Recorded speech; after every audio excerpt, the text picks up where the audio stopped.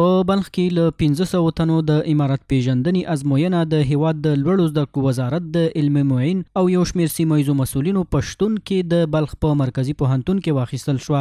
د یادې ازموینې په مراسمو کې د لوړو زده کړو وزارت علمي معین د تیر حکومت کمزورتیاو ته اشاره وکړه.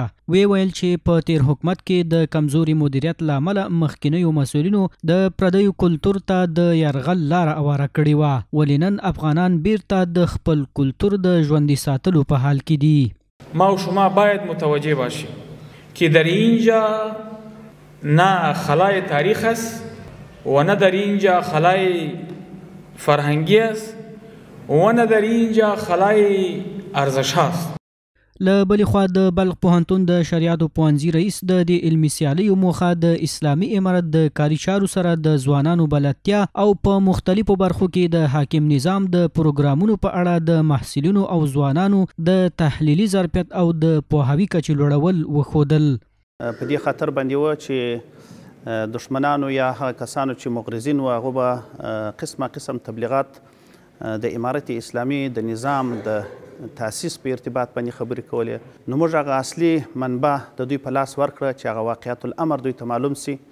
د ازموینې ګډونوالو د امارت پیژندنې کتاب پر لوستلو ټینګار وکړ. دوی وویل دغه کتاب لوستل کولی شي چې د تاریخ په اوږدو کې د اسلامي امارت ټول حکومت په پوره توګه در وپیژني.